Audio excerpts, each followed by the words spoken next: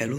जैसा मैंने कहा था कि अमीनो एसिड में वीडियो डाल दूंगा, तो मैं इस वीडियो में तुम्हें अमीनो एसिड करवा दूंगा। पहले मैंने स्ट्रक्चर वाली वीडियो पहले ही डाल चुका हूँ, ठीक है।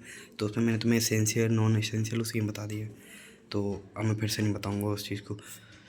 तो वो वाली वीडियो देख लेना अगर एसेंशियल नॉन एसेंशियल देखना है, स्ट्रक्चर देखने हैं, ठीक है। इसमें मैं तुम्हारा थ्योरी वाला पार्ट कवर करवा दूंगा अमीनो एसिड का। और मैंने 15 मिनट का सोचा था, लेकिन 15 मिनट में रिवाइज हो जाओगे। अगर तुम पूरा 2x पे भी देखोगे ना, तो 15 मिनट में तुम पूरा बायोमोलिक्यूल रिवाइज कर लोगे मेरी जितनी वीडियोज़ है, ठीक। चलो फिर ज़्यादा टाइम वेस्ट नहीं करेंगे। तो हाँ, जुकाम भी है मेरे को, खैर। तो अमीनो एसिड है ना, अपन अल्फ़ा अमीनो एसिड की बात करेंगे। तो अल्फ़ा अमीनो एसिड के ना पॉलीमर होते हैं ना, तो उनको कंसिस्ट करके प्रोटीन बनता है। कि बहुत सारे अल्फ़ा अमीनो एसिड हैं, उनके पॉलीमर हो गए, तो उससे प्रोटीन बन गया। और जब उसी प्रोटीन जब हाइड्रोलिसिस करते हैं तो ब्रेक होके अल्फ़ा अमीनो एसिड बन जाता है, ठीक है। अब ग्लाइसिन देख रहे हैं, ग्लाइसिन जो है ना, वो ग्लूकोज से लिया गया है। ग्लूकोज क्या स्वीट होता है, ठीक है। तो ग्लाइसिन क्या है ना, स्वीट है। तो ये भी याद रखना, ग्लूकोज से ड्राइव किया है, स्वीट होता है ग्लूकोज, तो ग्लाइसिन स्वीट होता है। टायरोसिन चीज़ से लिया है, मतलब चीज़ जैसा टेस्ट होता है उसका।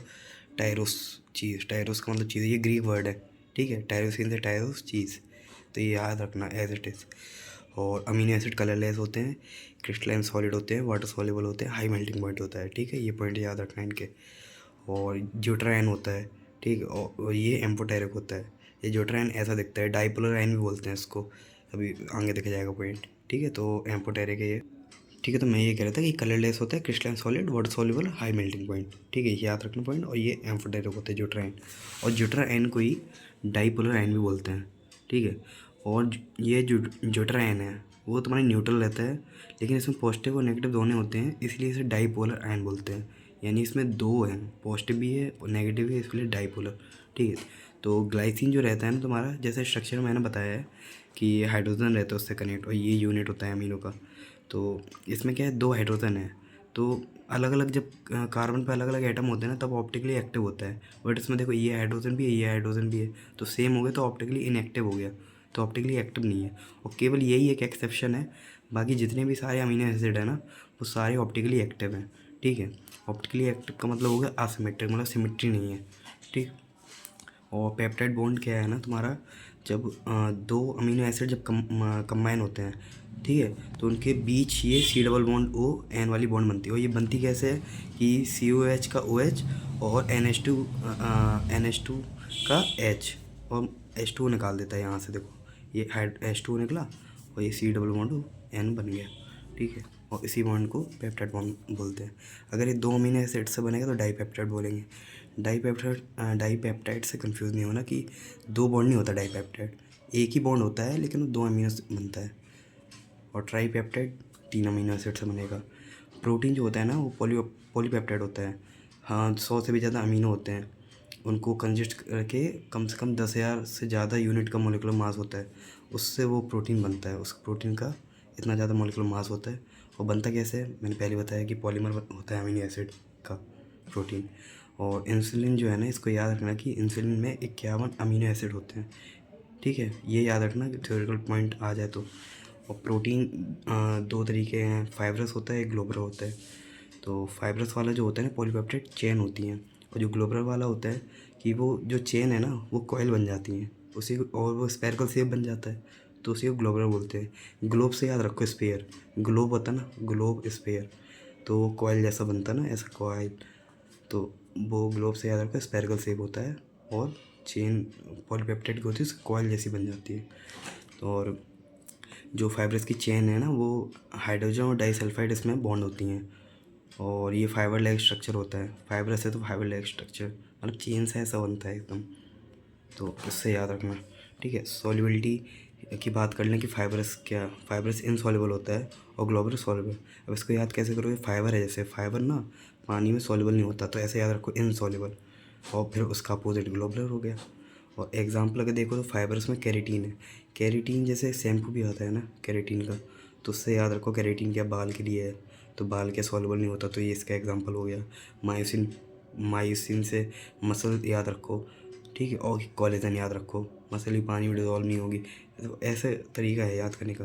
और कोलेजन है, ठीक है, कोलेजन भी इसी का एग्जांपल है फाइबर्स का। और ग्लोबुलर से ग्लोब, ग्लोब यानी मोटा, मोटे मोटे लोगों को ज़्यादातर डायबिटीज़ होती है, डायबिटीज़ से इंसुलिन को याद रख लो। और एल्ब्यूमिन्स, ये भी इंसुलिन और एल्ब्यूमिन्स थोड़ा थोड़ा रिलेट कर रहे हैं ना, तो इससे याद रख हो जाएगा कि इंसुलिन एल्ब्यूमिन्स। और इंसुलिन याद करने का तरीका मैंने बता ही दिया, ठीक है। और बाकी फिर ये स्ट्रक्चर और शेप पे आ जाते हैं। तो प्राइमरी स्ट्रक्चर है वो तुम्हारा सीक्वेंस ऑफ अमीनो एसिड को मतलब ऐसा डिफाइन करता है कि जो तुम्हारा मतलब सीक्वेंस डिसाइड करेगा ना अमीनो एसिड को, वो प्राइमरी करेगा, ठीक है। अगर सीक्वेंस चेंज हो जाएगा तो प्रोटीन भी तुम्हारा चेंज हो जाएगा। फिर आता है सेकेंडरी, सेकेंडरी क्या डिसाइड करता है, शेप डिसाइड करता है पॉलीपेप्टाइड चेन का। तो इसमें शेप कौन से होता है, अल्फा हेलिक्स होता है और बीटा प्लीटेड होता है, और इनमें हाइड्रोजन बॉन्डिंग होती है। अच्छा मैं स्ट्रक्चर एक बार दिखा दूँ बुक से, ताकि तुम लोगों को बार बार बुक देखने की जरूरत ही नहीं पड़े। अच्छा ये देखो मैंने काफ़ी सारा इसे पहले ही लिख रखा था। तो ये जो तुम्हारा है ना, ये बीटा प्लीटेड सीट है, ऐसा सीट जैसा बन जाता है। और ये तुम्हारा हेलिक्स स्ट्रक्चर है, हेलिक्स उसमें पढ़ा होगा फिजिक्स में, हेलिक्स बनता है ऐसा मैग्नेटिक फील्ड में। तो इसमें हाइड्रोजन बॉन्ड देखो, ये हाइड्रोजन बॉन्डिंग है ऐसी। तो ऐसा एक कॉइल लाइक स्ट्रक्चर होता है हेलिक्स लाइक। और ये बीटा प्लीटेड सीट है। तो यही स्ट्रक्चर थे। और अगर उसका देखना है ग्लोबुलर और फाइब्रस का, ये देखो ये जो है ना, ये ऐसे स्ट्रक्चर बनते हैं, ये टर्सरी वाले हैं। और इसका और ज़्यादा कर दोगे ना तो क्वाटरनरी बन जाएंगे। तो अभी देखो वो पढ़ रहे होंगे। तो तुम्हारा सेकेंडरी हो गया अल्फा हेलिक्स बीटा प्लीटेड, ठीक। अब टर्सरी जो तुम्हारा ना ओवरऑल फोल्डिंग डिसाइड करता है कि सेकेंडरी का और ज़्यादा फोल्ड कर दिया, और उसके मतलब ग्लोबुलर और फाइब्रस से मिलके बनता है ये, ठीक। और इसमें जो मेन फोर्सेस हैं वो तुम्हारे जो 2 डिग्री और 3 डिग्री स्ट्रक्चर है ना, उसको स्टेबलाइज करते हैं। 2 डिग्री में तुमने पढ़ा ही है, अल्फा हेलिक्स और बीटा में एच बॉन्ड है। और ग्लोबुलर फाइब्रस में मैंने तुमको बताया ही था कि इसमें हाइड्रोजन और डाइसल्फाइड बॉन्ड होती है। तो वही चीज़ है। और वी वन रो फोर्स होते हैं, इलेक्ट्रोस्टैटिक फोर्स ऑफ अट्रैक्शन होता है। तो ये सारे फोर्स जो है ना, ये इनको स्टेबलाइज करते हैं 2 डिग्री और 3 डिग्री को। तो ये याद रखना, ये पॉइंट का शायद यूआईक्यू में भी है। और जो क्वाटरनरी है वो स्पेसियल अरेंजमेंट को मतलब डिफाइन करता है। तो और फिर अगला देखते हैं जो प्रोटीन है ना, प्रोटीन जो बायोलॉजिकल सिस्टम में मिलता है ना, और यूनिक 3D स्ट्रक्चर होता है इसका, और बायो एक्टिविटी होती है। यूनिक 3D स्ट्रक्चर और बायो एक्टिविटी, तो उसको नेटिव प्रोटीन बोलते हैं एज इट इज़, याद रखना ये। और डीनेचुरेशन तुमको पता है, डीनेचुरेशन यानी जैसे तोड़ना, ठीक है। तो जो ग्लोबुलर है उसको अनफोल्ड कर दिया, फोल्ड होता है ना, तो उसको अनफोल्ड कर दिया डीनेचुरेशन में। और जो तुम्हारा कॉइल्ड हेलिक्स है वो अनकॉइल हो जाएगा, मतलब खुलना, एकदम खुल रहा है। तो ये जब तुम फिजिकल चेंज करोगे, जैसे टेम्परेचर बढ़ा दिया, प्रेशर बढ़ा दिया, तो फिजिकल चेंज करने पे ये तुम्हारे क्या है ना कि चेंज हो जाते हैं। ये ग्लोबुलर वाला तुम्हारा अनफोल्ड हो जाएगा और हेलिक्स वाला तुम्हारा अनकॉइल्ड हो जाएगा। लेकिन 1 डिग्री पर कोई इम्पैक्ट नहीं पड़ता है, ठीक है। याद रखना 1 डिग्री जैसे का तैसे ही रहता है, 2 डिग्री और 3 डिग्री डिस्ट्रॉय हो जाता है। और एग्जांपल अगर याद रखो तो कोगुलेशन ऑफ एग है और कर्डलिंग ऑफ मिल्क है, ठीक है। ये एग्जांपल है। तो इसमें मैंने एनसीईआरटी सारा कवर कर दिया, बट एक जो पोर्शन है ना विटामिन वाला, तो उसके लिए देखो यही याद रखो। बाकी टेबल तुम्हें यार करनी पड़ेगी। एक एडिक होता है और एक होता है बी और सी। तो एडिक जो होता है तुम्हारा फैट सॉल्युबल होता है, और जो तुम्हारा बी और सी होता है वाटर सॉल्युबल होता है। इसमें वाटर सॉल्युबल होता है, लेकिन इसमें केवल एक एक्सेप्शन है, जो B12 है, ये तुम्हारा वाटर सॉल्युबल नहीं है, वाटर सॉल्युबल नहीं है, ठीक है। और बाकी बी और सी के बाकी बी के जितने भी हैं ना, जैसे B6 होता है, B2 होता है, तो ये सब तुम्हारे सॉल्युबल है, केवल B12 तुम्हारा सॉल्युबल नहीं है। और एडिक वाले तुम्हारे फैट सॉल्युबल है। तो इसको याद रखना, और बाकी थोड़ा टेबल को देख लेना। और एक तुम्हारा शायद ये वाला पार्ट और है, बट मुझे लगता नहीं इतना ज़्यादा, क्योंकि बायोलॉजी का कॉन्सेप्ट है कि बायो को कैटलिस्ट होते हैं, उसमें जितने भी एंजाइम और ग्लोबुलर प्रोटीन होते हैं।